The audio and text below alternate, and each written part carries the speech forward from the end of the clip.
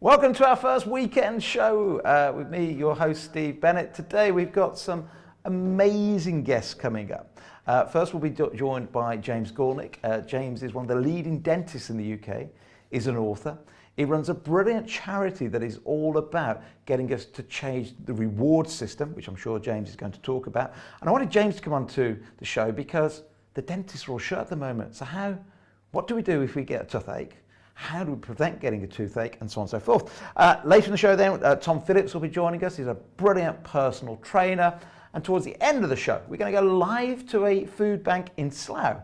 And we're going to meet Sue Sibani King, who runs the food bank in Slough, to find out how we can all help out as best as possible. Remember, what is the show all about? Well, there's three purposes. One is to help everybody through this very difficult time to try and stay as fit, healthy as possible, and with all the doctors and the nutritionalists that are dialing in every single day to give lots of advice about how to boost our immune system and to make sure we're as strong as possible just in case our family do get COVID-19. Secondly, it's about raising as much money as possible for the food banks across the UK. We're partnering with the Trussell Trust. As of yesterday, we just topped our first £10,000. So thank you very much to everybody that's been doing that. That's been absolutely amazing. And then with a lot of our guests, we're talking about where are the positives. We always try and stay positive. We want to avoid the anxiety at the moment, which is understandably rife across the world. But how do we avoid anxiety and focus on the positives? What could be good out the other side of this? Could it have a positive effect on global warming? Could it have a positive effect on our underlying health? So that's the three purposes of the show. One of the things we ask, and we've got competitions, by the way, going on all the time. One of the things we ask you to do is to, because of the lockdown, because the Burger King, the McDonald's, the Greggs are all closed down, we've got to change our eating habits anyway. So one of the things we're asking you is to try and cook something for you and your family each night that you've never done before. Obviously a healthy meal, and then take a photograph and put it, if you can, on Primal Living, on our Facebook page at Primal Living. And at the end of lockdown, when this is all over, we'll pick a winner and we'll give you either £1,000 worth of jewellery donated by Gemporia, or a weekend stay at a boutique hotel in Warwick, and we'll come and have dinner with you if you want. Anyway, my family over there, what did we cook for? Oh no, not everybody in today. No. Where's Lily and Tom? Probably asleep. So Jess and Jack driving the show today. What did we cook for the first time yesterday? Fish cake. Yeah, we managed to get through about 20 fish cakes. 20 fish cakes, and how do we make that? Coconut flour. Coconut flour, yeah. Can you remember anything else? Curry paste. Homemade curry paste, good. Green beans. And hard effort. Lemongrass, coriander. Lemongrass, coriander, fish. Well done, guys. I see. We're all learning together. Right, and before we go to James, a shout out for Iftikhar, who works with us in our office in Jaipur in India. Iftikhar sent me a lovely email overnight. He said, you have to, during this period, again, looking for the positives, he said, to avoid anxiety, let's get people into yoga and meditation. And I thought, what a great idea. So I'm going to search through my contact list over the next couple of days, and we're going to find somebody that can come on the show to teach us about yoga and meditation, and maybe give us a new release for our anxiety and depression, which obviously is quite rife at the moment. Do we have James on the phone yet, Jack? We definitely do. Good morning, James. Are you there, sir? I am there. Welcome. Hey, how are you? I'm doing really well, thank you. Jolly good. And family all bearing up okay? The family's doing great. We're doing loads of things we haven't done for years before. Lots of games. Game of Life yesterday. We had great fun with that. Loads more cooking, which is brilliant. And we've been doing loads of family exercises as well. So Joe Wicks is doing a great job. Isn't he? It's He really, is. really excited. Well, we've got an adult version. Well, not adult version, because Joe's an adult, but we've got Tom Phillips coming on later to show us adults what we could probably be doing. Now, I've always said to all my friends about you, James, you're more than just an award-winning dentist. I know you were voted top dentist twice by your trade association, but you run a brilliant charity. I want to find out more about that. And I always say to people, you know, when somebody teaches things, they should be good at what they do themselves. You've got the most beautiful teeth I've ever seen. Thank you. It's all right. You're welcome. So we know that you're a good dentist because your teeth are amazing. Right, tell us, everybody, your story. Please talk about the charity, and then let's talk about what people can do to avoid problems with their teeth at the moment, with lockdown or the dentist being shut. And, tell us the whole story, please, mate. The floor is yours. How many hours have we got then? As long as you want. Okay. So I'm James Goolnik. I'm a dentist. I usually spend my day battling the damage that sugar does to our teeth and our bodies. And luckily, being a dentist, I'm usually the first one to notice when your diet is slightly off kilter. If people have suddenly been eating a lot more sugar or carbohydrates or processed foods, the first sign actually is we see it in our teeth. You get a lot more gum inflammation, a lot more bleeding, and then you get early signs of tooth decay, which little white spots you notice on the edge of your teeth, which then turn to brown, which turns to a cavity. So after sort of 25 years of doing this, I thought there must be a better way, rather than just talking to people about diet and thinking, how can we change this a little bit more? So I found a really good bit of research that showed after 6 days of cutting down on processed food and added sugar, your palate recalibrates. So the food that you've had before just tastes very different. So I got together with a nutritionist, Jenny Phillips, who I think you know, and two great chefs, Giancarlo and Katie Caldesi, and we produced 14 days worth of delicious meals, breakfasts, lunches, and dinners that you cook from scratch at home. And after the 14 days, your palate recalibrates and realize that actually you don't need sugar in foods, and your body doesn't need sugar for any sort of nutritional benefit. So I brought the book out. It's called Kick Sugar. And it looks at the diet and how we can get through it all. And now it's actually a perfect time because people are all at home together. What the best thing you can do as a family together is actually cook from scratch. As you said, all the Burger Kings and the KFCs and the McDonald's are all closed. So you might as well make your own version of it. Not only is it cheaper, it's better for your body, and you'll notice that your palate recalibrates and think, wow, this is great.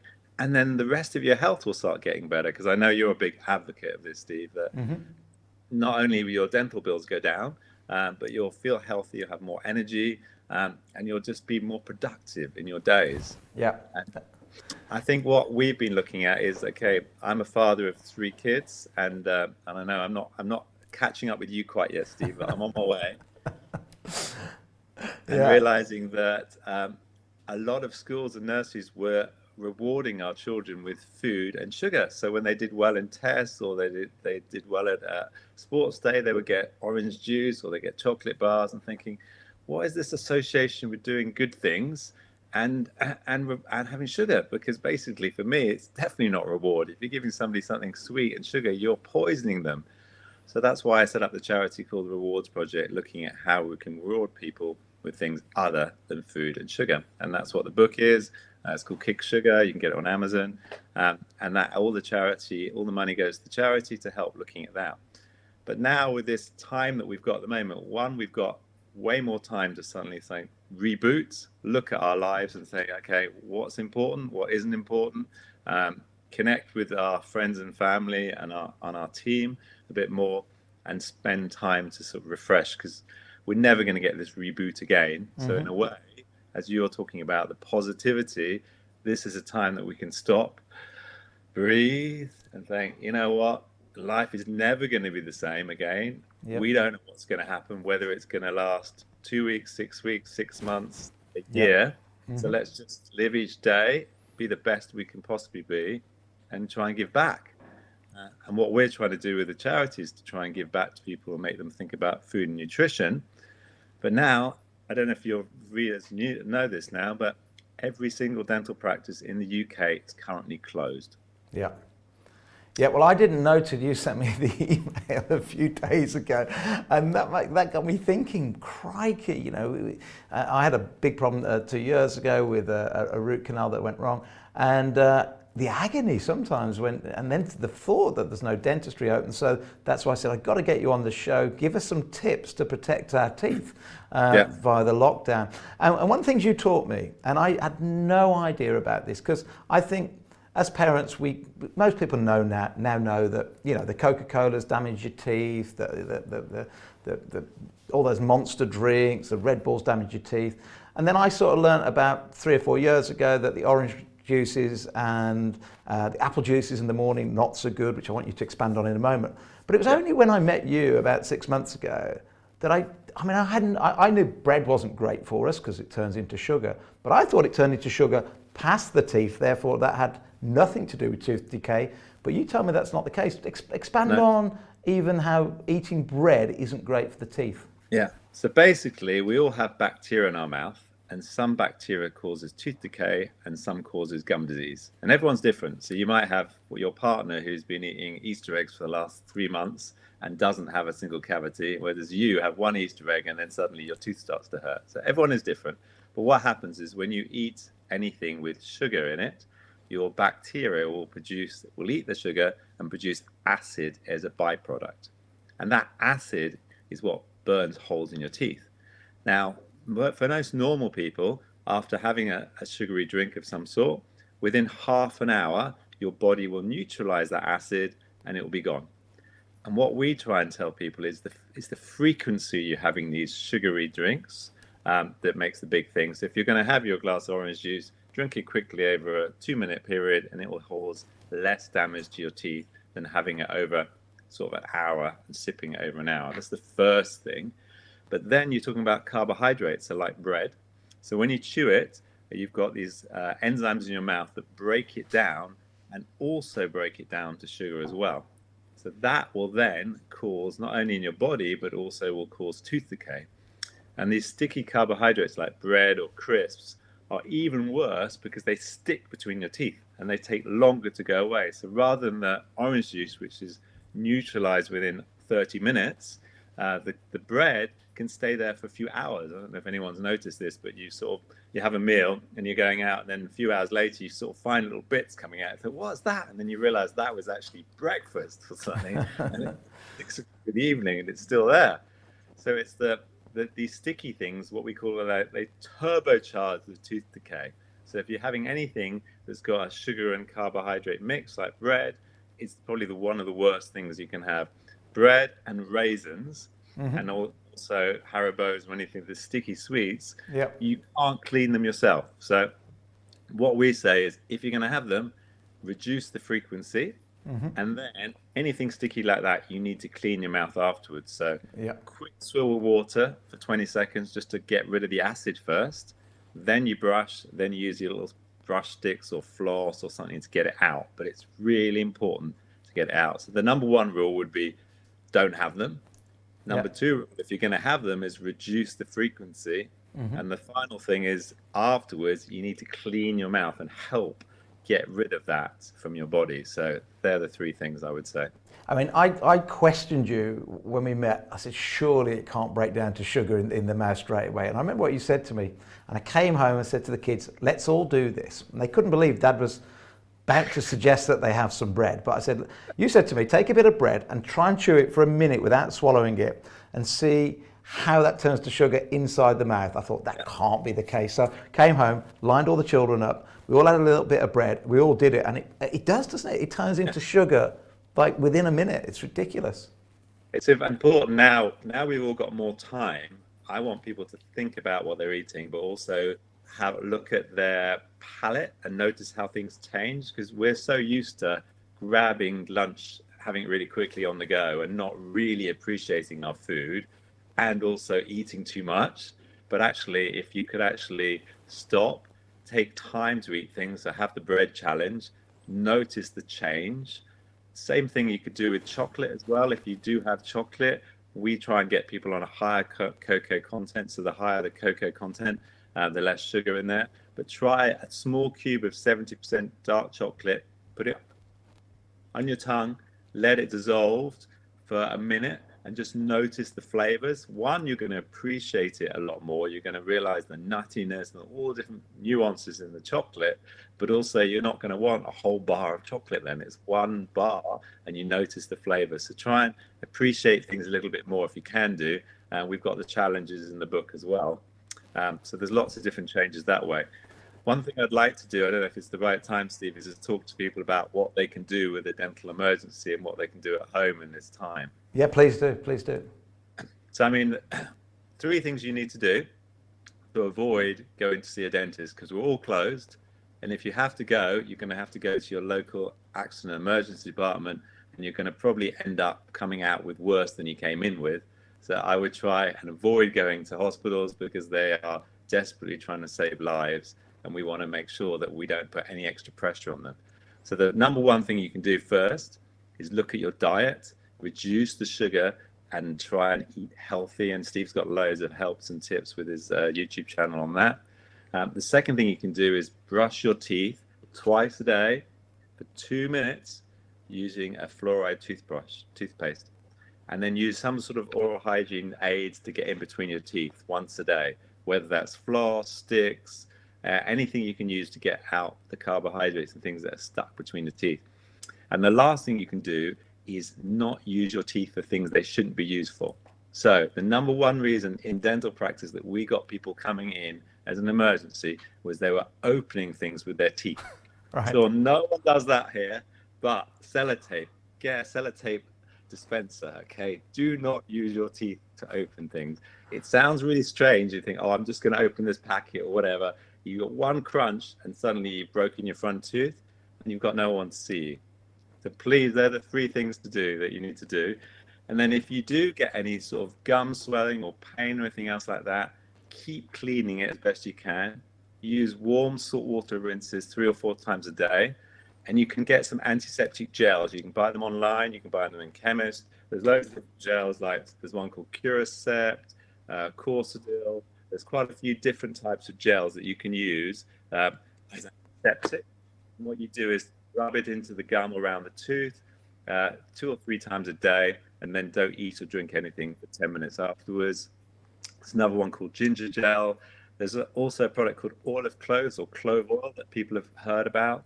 That's really good for gum infections or soreness. You've got to be really careful, just a little drop on the gum, and that will really, really help and stop you having any problems. Obviously, the usual ones, pain relief, Nurofen, paracetamol, something like that. But just be careful if you read the dosage. So an adult, it's 400 milligrams of ibuprofen 3 times a day. Paracetamol, it's 1 gram 4 times a day, and obviously don't exceed it. Dentists are allowed to prescribe antibiotics, and we can send a prescription either to your local pharmacy, or we can actually post or courier them out to you. So if you think you've got a gum infection or something, you need some help, please get in touch with your local dentist. We are all giving telephone advice at this time, so we're very happy to help and advise you on this thing. One common thing that happens at the moment is people are clenching and grinding their teeth because they're a little bit stressed. They're not sleeping as well as normal. I'm hoping your segment on meditation will help a lot of people, but people are biting their cheeks and getting sore gums.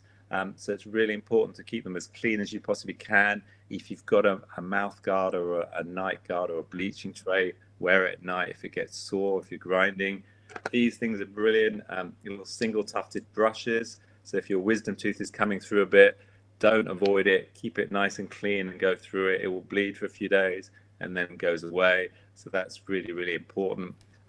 If you lose a cap or a crown, that's also something. Most of the time when it first comes off, you might get a little bit of sensitivity initially. Just keep it somewhere safe. You can try and put it back yourself. And if you can reseat it yourself, just check it a few times first, bite together, make sure it works.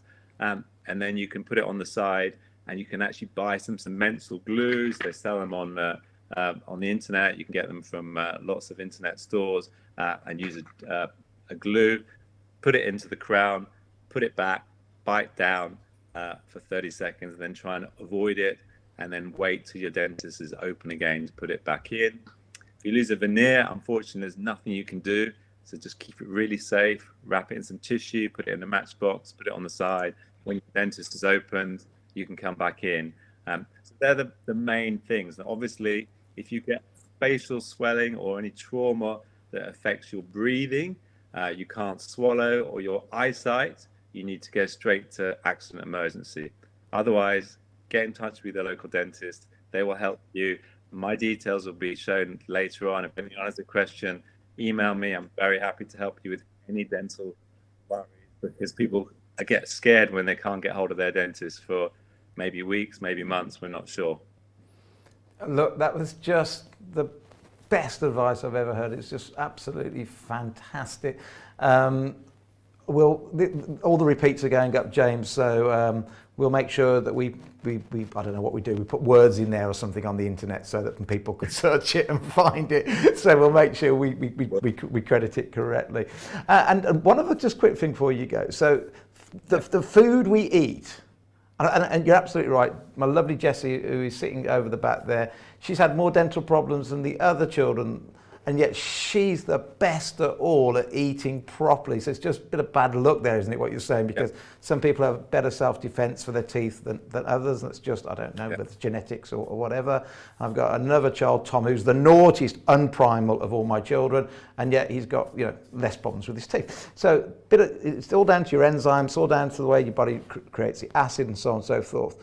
But you also said to me the other day that the number one admission for 4-year-old, 5-year-old, 6-year-old, 7-year-old, I think it was 8-year-olds in the UK. And 9 is because of dental problems. So it's so important, isn't it, that we start feeding our children, not just avoiding the sugar, but cutting down on all that carbohydrates. Yeah. The number one admission in the UK at the moment is from 5 to 9-year-olds having teeth taken out because of tooth decay. The teeth are rotten. And it's all down to diet. Unfortunately, there's obviously genetic components. Some children get it more than others, but the best thing you can do is to fuel your body with healthy, real food and listen to it. So if something doesn't feel right, if a tooth feels sensitive, use sensitive toothpaste for 2 or 3 days. But if it still doesn't get better, go and see your dentist, see what's going on. It's the signs of early decay. Don't avoid it. Are you happy to stay around for 1 minute? I've got some questions coming in for you live on YouTube. Nicholas says, what is the Rewards Project? Can you just maybe quick recap on your Rewards Project for us? Yeah, sure. So Rewards Project is a charity set up by myself, a doctor, a nutritionist, and also a chef. And we're looking at how we reward children with things other than food and sugar. So we've sent out a survey to every school and nursery in the UK, looking at how they reward their children with things.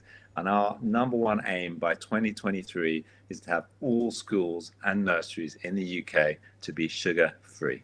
And does that also mean, James, and there's a great ambition there, but does it also mean that when my wife puts the goodie bags together, stop putting in the swizzles, the sweets, the chocolates, and the cake, and instead let's put some stickers, some transfers, anything else other than sweets?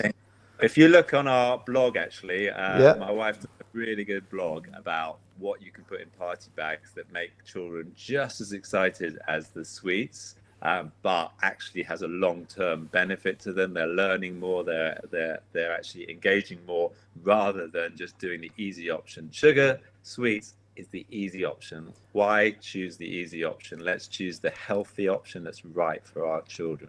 Brilliant. Next question, James, is what are the worst foods and what are the best foods for your teeth?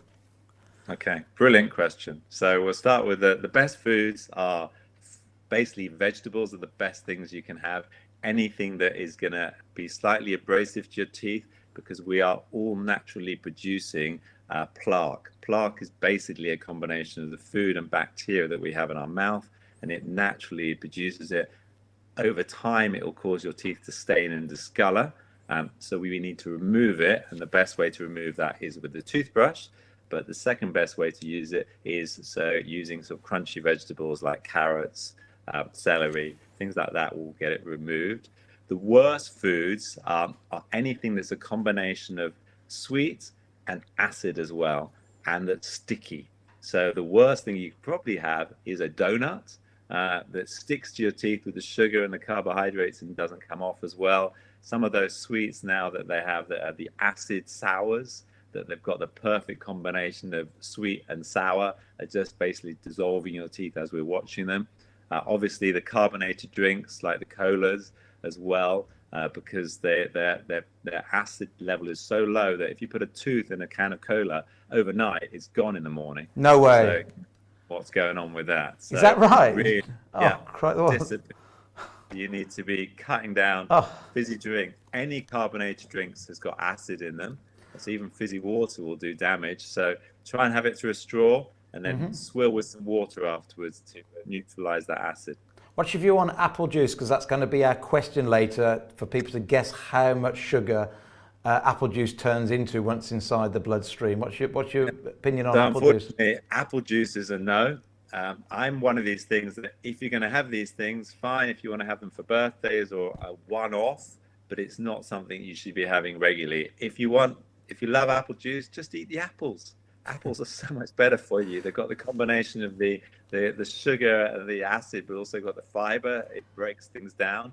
Much better for you than apple juice. So, and even if you home squeeze it, it's still a problem. So if you're going to have the apple juice, reduce it to once a week, have it with a straw, swill water afterwards, but have a real apple. Well done, James. Thank you for that. Angeline says, good morning, fantastic show. My pal in Cyprus is suffering at the moment with a tooth abscess. Any advice for him? Okay, thank you. So yeah, tooth abscess, really uncomfortable, really painful. So the most important thing you can do is stop it getting reinfected. So using some sort of antiseptic mouthwash or gel. So salt water works really well, teaspoon of salt into warm water twice a day, or you can use a product called Corsadil or Curacept. They have a mouthwash you can use, but if it's in a localized area, you can buy gel, you can squeeze on and do it. The other thing you can do is if you have the abscess, some people get a gut swelling around it.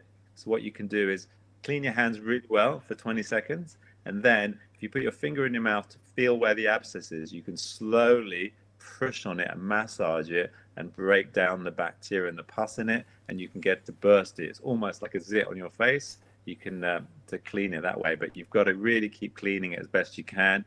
If you feel like you've got a temperature, you need to go and speak to your dentist and you need some antibiotics. So check your temperature. If you've got a temperature, you should start antibiotics in 5 days. And as soon as that's gone, obviously go and see your dentist once we're open again.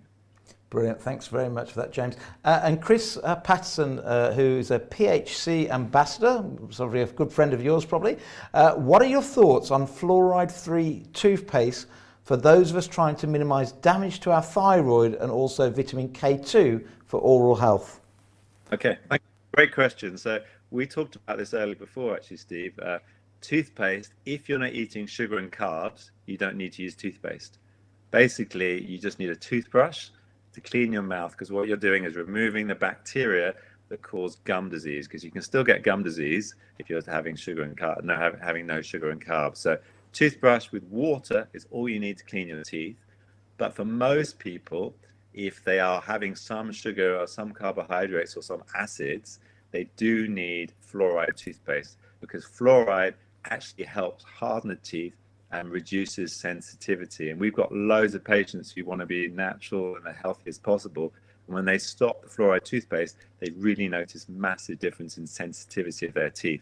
So I agree, cut as many chemicals as you can out in the toothpaste. Don't have SLS, which is the foaming agent that causes mouth ulcers. But really, as a dentist, fluoride is needed in toothpaste from that sort of point of view. I totally agree about K2. K2 is great. It's one of those vitamins that we don't have naturally in most normal foods. It's in some fermented foods, but not in most of our diets. And that really does help. Weston Price, as a dentist in the 20s, wrote a great book showing how K2 is needed for healthy jaw bones and a healthy growth. So K2, yes, but fluoride, from my point of view, is I do think you need it. Great advice. And anybody that hasn't heard of Weston Price before, Google this man. He was a genius, one of my absolute all-time heroes. Travelled around the world, living with the Eskimos, living with the Maori, and went really to start off to find out why our mouths were overcrowded. And actually then, I think he changed most of his research then to look at the different diets around the world and the influence on health. And yeah, an absolute genius indeed. James, absolutely been fantastic having you on the show. I tell you what I'm going to do. If any of my children or friends have any dental problems in lockdown, the first thing I'm going to say is just re-watch this show, because you gave us, I think, so many answers to potentially so many problems we might face over the coming weeks. And if you're happy, we'd love to have you back on at some stage if this lockdown carries on for a lot longer. Yeah, very happy to help and support your viewers, and anyone who needs any dental advice, I'm here. So please reach out. I'm happy to help you. And it also sounded like we planned all this, because the next thing I'm going to do is, and we didn't plan it, by the way, anybody watching, you mentioned raisins earlier on. Actually, raisins was the question yesterday that we asked: how much do raisins turn into sugar inside the body? And you said one of the reasons you shouldn't have too many raisins is not just the fact that they turn into sugar, but they're quite sticky. Jack, shall we, while James is still on the phone, reveal to the nation a small handful of raisins, what they turn into inside the body? We're asking this as a competition every day, James, for people to guess, and we're trying to learn. This is all data from Dr. David Unwin. So one small handful represented in the photograph there would turn into the same effect on your glucose level within the bloodstream as 10 cubes of sugar. So not only are they damn unhelpful for your teeth, they're not very good for if you're worried about metabolic syndrome, pre-diabetes, diabetes, obesity, and so on. And then the question for tomorrow, James, you'll be interested is, we wanted to ask people to guess what a glass of apple juice, the effect a glass of apple juice has to glucose within the bloodstream. And we get guesses coming in via our different platforms, and people are, so that's the question. What is a glass of apple juice going to turn into in terms of sugar effect on the bloodstream? We'll reveal the answer to that one tomorrow. James, absolute pleasure, my friend. Thank you very, very, very much for being with us, and we'll see you soon. Thank you, Steve, and keep doing what you're doing. It's great keeping people educated and healthy during this time. So well done, everybody. Well, we're trying our best. I have to think something to do with the children every day, and they never thought that the lockdown would mean learn how to produce shows, write programs, get guests involved with the help of Nick and Poppy. But the kids are enjoying it, and hopefully we're getting some good messages out. And for sure, this segment we've just done, if anybody needs to know anything about what to do with their teeth in the lockdown, that was a great segment. We'll also promote your dentist practice, because you kindly said if anybody wants to get in touch during lockdown, then that'd be great. Get in touch, email me. Thanks very much, James. Thank you. Thank you very much. Everybody, that was Dr. James Goolnik, award-winning dentist in the UK, running a very worthwhile charity. Also, we saw his book there, which we promote heavily at Primal. Go and get that from Amazon. What a great, great guy indeed. So raisins, not good for your teeth. Bread turns into sugar inside the mouth. The number one admission, James just taught us, from 5 to 9-year-olds is to have teeth removed as children. Let's cut down on those carbohydrates, because the last thing is we want a toothache right now. Right, coming up in a moment, do we have Tom Phillips with us, Jack? Tom, how are you doing, my friend? Can you hear me? Sorry, that's my bad. I can. Yeah, great. How are you? I'm not too bad, thank you. I'm doing okay. Excellent. If I keep looking to the side, my friend, it's just that there's bound to be a lot of questions come up for you. So I'll just keep looking over here and see what's coming in. Tell everybody about yourself, your journey, what you do, and then let's give some tips of how we stay as fit as we can when we can't go to the gyms. Absolutely. So my name's Tom Phillips, and I'm a personal trainer and online coach. And I've been doing this now for about 10 years in some capacity. And more recently, in the last sort of 4 years, I've moved to this being my full-time profession. So primarily focus on fat loss with people, which means we incorporate a lot of the diet side of things as well. So I've been interested in listening to previous people you've had on, and I've looked back through some of your other videos. But yeah, my main focus obviously today as well, and right now for people, is keeping people moving and educating people how we can still have effective workouts at home with quite minimal equipment, which is a big source of anxiety for people right now. Gyms being closed. Yeah. And there's quite a lot we can do, isn't there, even without the weights. In fact, later on we'll just show everybody the app that we wrote a couple of years ago, because on our app, for example, we say, here's what you can do in a full-on gym with all the equipment. Here's what you can do with a few loose weights. But actually, there's loads of exercises we can do. In fact, there's the app just there. There's loads of exercises we can actually do without any equipment at all, isn't there? Absolutely. And I've been very busy doing a similar thing. I've got an app myself that all my clients use. Brilliant. And that's been the main source of my work right now, is spending hours to be quite quite honest, rewriting good, effective, progressive programs with people for basic equipment like resistance bands. Some people have got access to like kettlebells and dumbbells. Some people are fortunate and they've sort of dragged out old bits of equipment that they've had in the gym for years and they've got all sorts available to them. But for most of us, we're using body weights and maybe the odd resistance band, but you can really have good, effective workouts. Learning how to structure them is one of the big things for people. Is what I've found right now, most people's inclination has been to abandon their normal training philosophy and approach and immediately start moving into all HIIT style workouts, which are fine and fantastic, but we don't have to abandon our normal training approach just because we're not in a gym environment. We can still strength train. You know, we know from a lot of research back to now showing that hypertrophy, muscle growth is available in high repetition ranges, you know, so we can still be having very good, effective workouts from home, just with a little bit of creativity and a little bit of adaptation and without completely abandoning what we normally do. And So- that's my thing right now. Sorry. That's right. No problem. No problem. So let's look at my mum and dad, my children's grandparents. 79 years old. They swim a lot, so they can't go swimming at the moment. I don't think Dad's been to a gym, even though he used to do judo. I don't think he's been to a gym for 40 years, but they swim a lot, so they can't swim. So they can get out and walk, but of course, when they're swimming, they're using their arms. What real simple, maybe arm exercises to keep the muscles going? Say for my parents in their late 70s. What sort of tips could you give? Yeah, it's a tough one. Swimming's normally such a good, effective method for anybody with injuries or anybody that is obviously getting older now because of the low impact and the supported nature that you get in a pool. And really, you just want to try to follow suit and avoid high impact exercises. So I heard you guys mentioning about people like you, Joe Wicks. Yep. Things like that.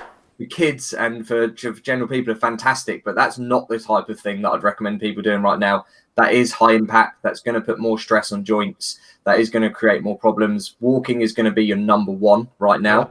Yeah. The impact on heart health that we get from walking alone is untold.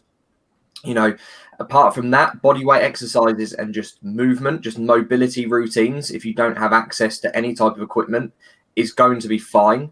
Yep. The reality that we're in at the moment is that strength is inevitably going to be lost whilst we don't have access to load muscles like we would normally. But in terms of movement, then there's no reason now why we can't just move every day. So I'd focus mainly on mobility sessions and mobility routines. The difference between mobilizing and stretching is mobilizing, we're taking a joint through its range of motion. So even just the most basic things, you remember back to things that we used to do, like warm-ups in like PE when we were kids, you know, like shoulder circles, anything that you can think of that is just working a joint through a range of motion. Yep. Right now, I'd recommend people spend sort of 10, 15 minutes a day doing that. Maybe make it part of your daily routine. First thing you do in the morning. If it's nice enough, stand outside in the garden and do it. I'm a big advocate of mobilizing before exercises. Every one of my programs has got a mobility routine that people spend sort of 5-10 minutes depending on their needs at the start. So I'd really just try and find yourself a little mobility routine to work through. And then outside of that, if you can have access to any type of resistance bands, resistance loops, or, you know, the TheraBand that a lot of people have if they've had any type of physiotherapy, then you can start adding in a bit of tension and a bit of loading into exercises. You can do the same things. Shoulders, any type of lateral raise is going to be good. You've got an overhead press as well. Anything that you can add, you can use water bottles. I've seen people using anything to add a little bit of load on what you're doing. And to be honest, we're just going to have to doing lots of them right now, which replaces where that for me, that's my worst type of training. I very much stick to sort of lower repetitions with heavier weight. So for me right now, it's been a big change for my training. Well, you can go in the garden, get some water bottles, fill them with soil or water, and just, you know, I especially for people that are just starting out, because while there will be you're quite right. A lot of people that can't access their gyms, and a good friend of mine runs one of the biggest gym chains in the UK, and he just, obviously, they're all shut down. So it's difficult for those that normally train. I'm also thinking about other people that now maybe have got more times on the hand that don't train anyway.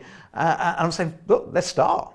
Don't worry about the gym right now. Let's just start. Yeah, so absolutely. And the key thing I always say, I don't know if you agree with me, the number one thing when you start to do exercise, the most important thing of all is don't get injured, because we want to be improving, not going backwards. Yeah. So the first thing is, if you're starting out for the first time, just don't get injured. So actually, if you are just starting, and one of the reasons when you're older, I'm in my mid-50s, the most important thing as we get older, we have to exercise. I always say you should see more older people in the gym than younger, because our muscles start to diminish. We lose something like 5% muscle mass every 10 years if we don't take care of it. And of course, we need muscles, don't we, to protect the joints? We do, yeah. So it's really, really important that we do that. Right, we're going to have some questions if that's all right. Absolutely. Before we look at the questions, how do people follow you or get involved with you with your website and online training, Tom? So my website is, you can do either tomphillipsfitness.co.uk or .com. Yep. I've got various bits and pieces that you can go through on there. I'm just creating at the moment a sort of 10-day free trial. Effectively, I don't want to call it a trial, but a free 10-day sort of home workout for everyone with various bits of information. That's going to be up on there by the end of today, which people will be able to download a guide as well, which will be very helpful for people. And that's Tom Phillips, PHILLIPS fitness.com. Without the full stop, just Tom. Oh, without. Okay, Tom Phillips. But my social media handles are Tom.PhillipsFitness anywhere. But Instagram's my main source, my main social media platform I use. I'm quite active on there. More than happy if people want to message me any questions. I'll get back to people as soon as I can. Right. Brilliant. So Nick has said, can we see some exercise we can do at home? And then he's also offered £10 if I take my top off. I'm not going to take my top. I'll take my shirt off, Nick, but I'm not taking my vest off. Okay, well, let's do that then for £10. Then maybe you can talk me through some exercises. I'll go and stand over on that camera there if I can, Jack. And then maybe if you talk me through, Tom, some exercises. Oh my gosh, what I'll do to raise money for this charity is unbelievable. Right, so talk me through some exercises we could do at home, Tom. So for somebody like yourself, at your age, still going to be fit and able and looking after yourself, I'd take a full body approach for most people, particularly at the moment. It allows us to train, because we're at home at the minute, and like I said earlier, we don't have the heavy loading. What we don't get is the neurological damage that we normally accrue over time with exercise. So it allows us to train more frequently. So we can do things sort of almost daily, which is fantastic. I would start off with something very simple, like a body weight squat. So arms sort of out in front of you or somewhere where you're comfortable, and you literally recreate the feeling as if you're going to sit down.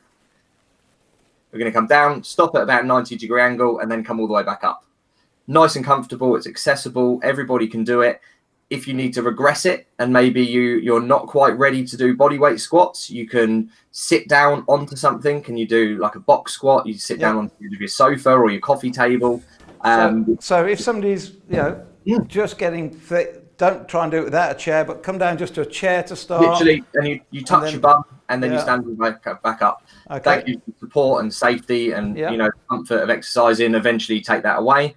And then if you can find yourself anything that you can add extra weight on top of that, then you can start loading up after that as well. Okay. And then I'm pretty certain that you look pretty fit. You look. I try. Yourself, Steve. I'm pretty sure that you've got a good set of press ups in you. Yeah, but the camera won't go that far down. What I'd like to try and say to people, this is what when I meant earlier about not abandoning principles, is try and think of movement patterns and muscle groups that we want to try and work. So our major muscle groups, effectively, chest, back, and legs. Yeah. So anything where you're going to be. And with the press up, sorry to interrupt there, Tom. With the press up again, thinking of my dad and my mum in their 70s, there's no way they'd do a full press up. But even against a wall to start off with has benefits, doesn't it? And then progress from the wall to maybe a chair or something. and then to a kneeling press up. There's plenty of progressions. I've got a video on my Instagram that I did not too long ago, actually, which has got 4 or 5 different methods of progressing push-ups for people. But things like that. And then the things that we're going to struggle with at the moment are generally pulling exercises for our back, which is where really, unless you can find something to add some weight in, like something as simple as a water bottle, where you would do some kind of rowing motion, which is pulling towards you. I'm going to use 2 coconuts then, okay? Perfect. So if you got yourself into a leaning forward position, so your chest's now facing to the floor, let your arms drop down in front of you. Now pull your elbows backwards. Keep going. That's going to give us more of a pulling movement. Again, we can do this. You can support yourself with one arm onto anything you need to if you wanted something heavier on one side. But they're going to be the most difficult things that we can, in terms of body parts to work right now. Okay. And then you've got any core exercises which are very accessible for people. Ab planks, any type of plank variation is going to be great when we're at home.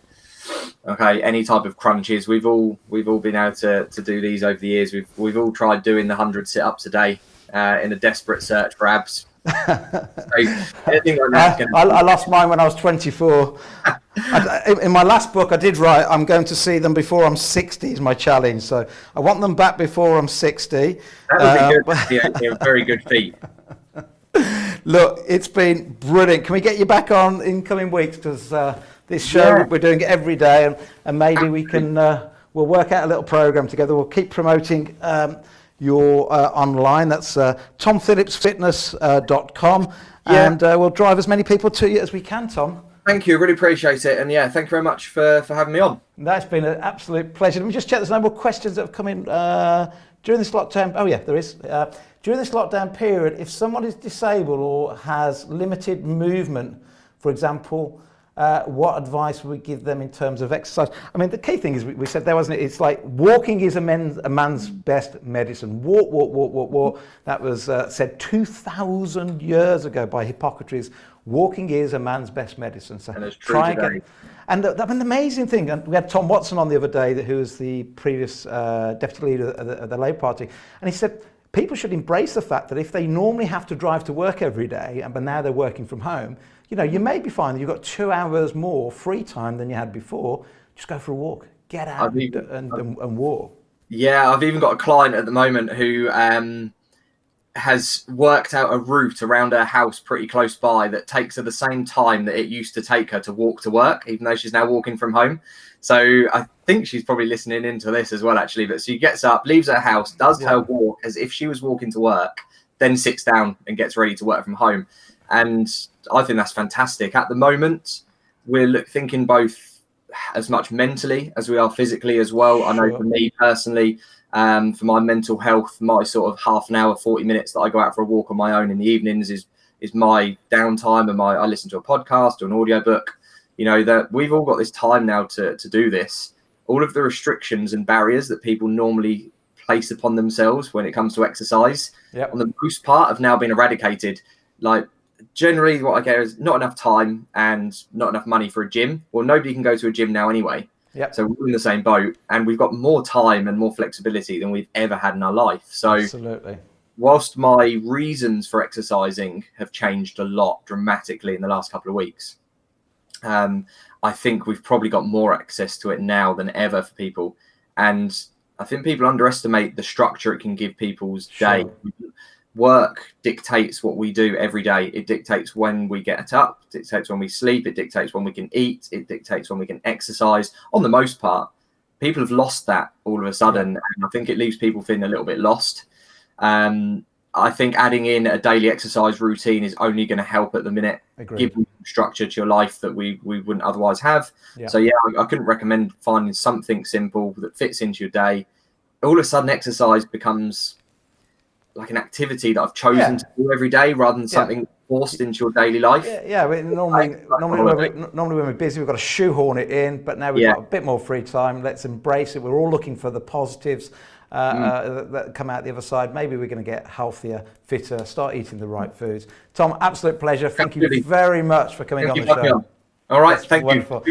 That was the brilliant Tom Phillips, everybody, and you can go to tomphillipsfitness.com and find out more. Remember what we're all about. We're about trying to raise awareness. We're trying to raise help. We're trying to raise support and money for the food banks across the UK. Sadly today, still 2% of families need the food banks, and right now more than ever, they're under an immense amount of stress because, of course, you can imagine as we're all rushing in and out the supermarkets, less people putting in those cans of food, those cans of fish, those cans of vegetables. And if you can, please, please, please do take an extra moment in the supermarket to drop off food for your food bank. And of course, the food banks are struggling because a lot of the volunteers that would normally be there to help are in self-isolation at the moment.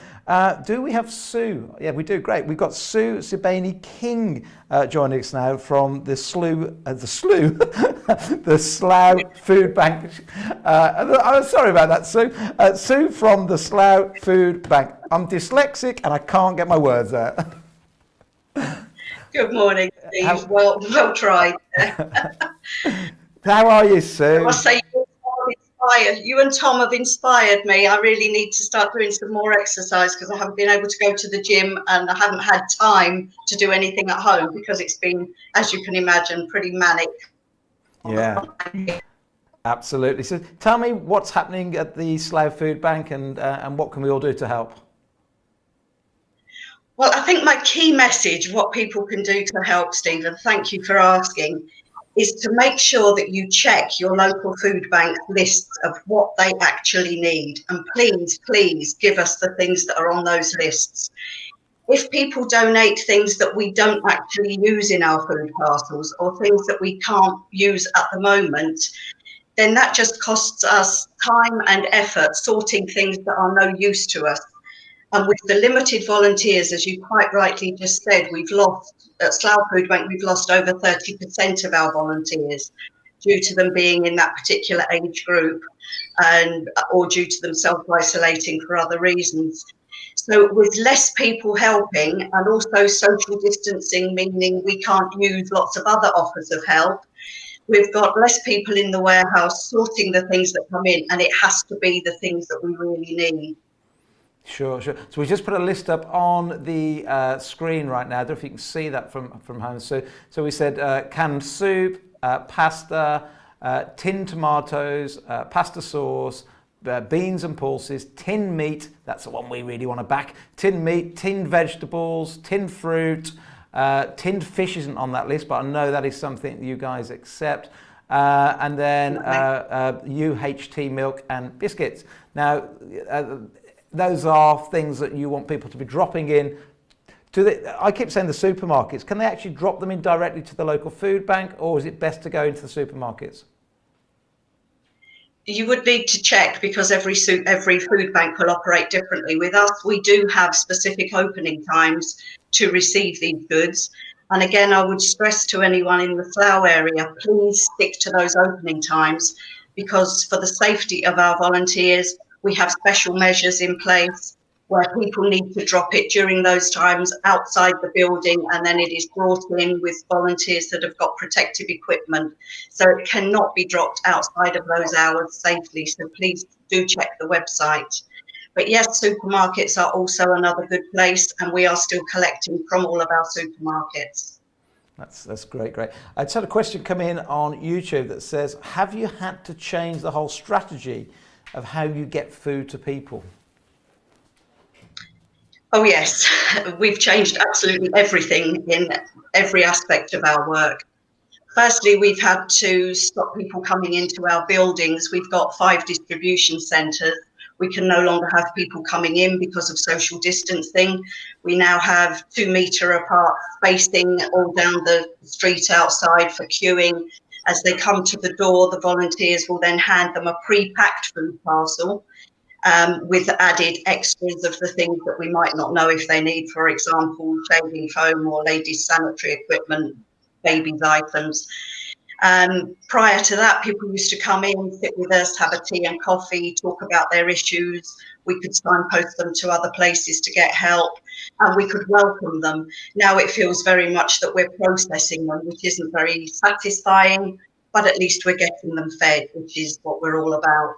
Yeah, and as regards one of the great things about one of the great things about the Trussell Trust and your food banks is it is normally much more than just helping people obtain food, isn't it? Because I know it's very much that community spirit. You're there providing moral support and advice in so many other ways. But right now, what you're saying then, it is very much just focusing on the food, making sure people don't go hungry, making sure that we can, the 2% homes that rely on the food banks, make sure they've got food on the table at night. And then when we come back out the other side of this long term, I guess I bet you can't wait to get back to building up those sort of communities and that social interaction. I bet that's something you're really missing right now.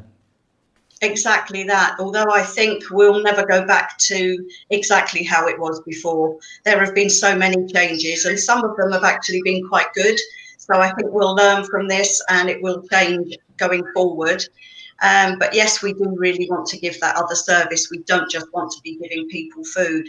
And can I also point out that more than food also means that we collect toiletries and basic household items that weren't on the list.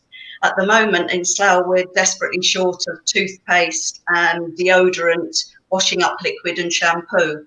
So it's those very basic essentials that people need that we also give, as well as a food parcel, so people could bear that in mind and check what their local food banks need in that respect.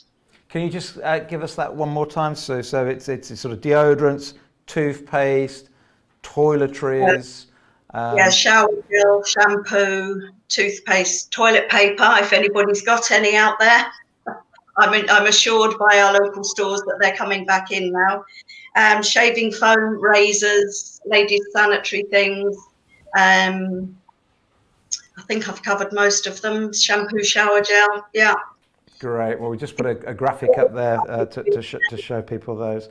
Well, we know you're all working so hard at the food banks, and the reason we chose to partner with you was you reached out to us and said, what can you do to help? And we said, well, look, let's do a TV show. Let's do what we do best, which is put programs on and get the word out. So hopefully we can just be adding our own little bit and in our own small way to keep pleading people to look what the list is that's needed, and then go and find out in your local area. Go to your website, which is the Trust. Is it com or .org? Sorry. .org, and then you can put your local postcode in, can't you? And then when you put your postcode in, it tells you where your local food banks are. Look at your local supermarkets. Look at those collection areas. But I think the message that's come clear from you today is, please, just before you put something in, have a look of the sort of list of products you want, because everybody's trying to do it for the right reason. But what you're saying is, if you put the wrong things in, it's causing you also problems because you haven't got as many people to sort through that at the moment. So it's great that people are making the effort, but just have a little look at the list first, then go and donate the food. And of course, keep your donations financially coming in, because I know your operating costs have gone up at the moment because you're doing a lot of food deliveries to home, whereas before people would be coming in to collect the food. Yeah. Brilliant. That's the other addition that we're now doing, is delivering. We've got a whole group set up in Slough that are delivering to people that can't get out but can afford food. But obviously for us, it's people that can't afford the food, but we will get it to them if they really can't get to us. Yeah. You're doing a great job, Sue. Thanks for dialing in. And I think that the message is clear. We need, in the words of Bob Geldof, he just went, we need your money, but we need your food and we need your financial support right now, because we should not be having hunger on the doorstep in the UK. We've got to solve this. It's just not fair. So please help us. Sue, you've been an absolute star. Thank you very much for coming on the programme. Thanks for what you're doing, Steve. No, you're more than welcome. Thanks, Sue. So that was Sue from Slough, the food bank in Slough. There are 1,200 food banks across the UK that need your support. Right, now, let's just recap a few competitions before we leave you for the day. Now is the time, the opportunity, if you like, to change the way you eat. And we heard from Dr. James Goolnik, an award-winning dentist earlier, that the food choices you make a massive difference on your teeth. And therefore, with the dentistry being shut at the moment, or the dentist being shut, another reason right now to say to yourself, come on, let's make that change. Let's start eating a little bit more healthy. Let's try and avoid the carbohydrates. Apart from the green ones. Remember, he said the green ones are good. In fact, we haven't done today's food fact yet, Jack. Today's food fact, let's do a green one. We're going to do broccoli today. So, because we keep saying, cut the carbs, we mean the processed carbs. Yeah, we mean the packaged foods. We mean cut down the bread, the rice, the pasta, and the potatoes, sadly. But the greens are good. They are full of fiber. But let's take broccoli, for example. It's always an easy one to remember. It's from what we call the cruciferous family. And I teach my children the word cruciferous means crucial for us. Yeah, just an easy way to remember it, cruciferous. And all the cruciferous, of which there's about 10 main ones, are all good for us. It includes the incredible kale, the cabbage, the sprouts. And yes, you can get your kids to love sprouts. You just got to jazz them up a little bit. Go looking on the internet for inspiration. You'll find great ways to cook sprouts. But today we're going to focus on broccoli. It's full of fiber. It's full of protein. It has more vitamin C, a small portion, more vitamin C than an orange. It has more... What's that, son? I didn't know broccoli had more calcium than a glass of Mick. Oh, my spelling. Jack, my son, just shouted out. In fact, they can't see him because the camera's not turned around. He just said, Dad, you're spelling again. I am dyslexic. You've got to start doing these, Jack. He's just said he didn't know that broccoli had more calcium than a glass of Mick. That's a typical everyday drink, that. That's a typical everyday drink, you're right. So that is supposed to say it has more vitamin C than an orange, and it has more calcium than a glass of milk. Now, just write down the word broccoli on a piece of paper, keep it safe. I'm not going to tell you what the last 2 days were. We started this 2 days ago. You've got to find what the food fact was 2 days ago, today, yesterday, and keep writing those words down, because at the end, whoever's got the most words, and if it's a joint heat, we'll pull it out at random, we'll get £1,000 worth of jewellery donated by Gemporia, or come to a boutique hotel in Warwickshire, where we'll all go out for a big, healthy meal. And the other competition with the same prizes is for you to guess. And to guess, just leave your comment on our YouTube channel after the show is finished. Have a guess what the effect on your blood glucose level is when you have a standard glass of apple juice. What does it turn into, the equivalent amount of sugar cubes? So there's today's question. We're back tomorrow with you at the usual time at 10 o'clock. Please, please, please, what we need is more people watching. More people watching means YouTube put us higher up the ranking. It means we raise more money for the food banks. And we've got some great shows lined up for you next week. I think tomorrow we've got the brilliant Dr. Asim Malhotra joining us with his take on COVID-19 and what we can all do to stay positive, to reduce anxiety, and to stay healthy. Till tomorrow, it's been a pleasure being with you all. Thank you to our wonderful guest today. And by the way, just remember that beginning bit with Dr. James Goolnik. If anybody you know has any dental problems at all at the moment, the dentists all shut, not make them, can't force them, but recommend they come and have a look at the segment we had earlier on with the brilliant Dr. James Goolnik.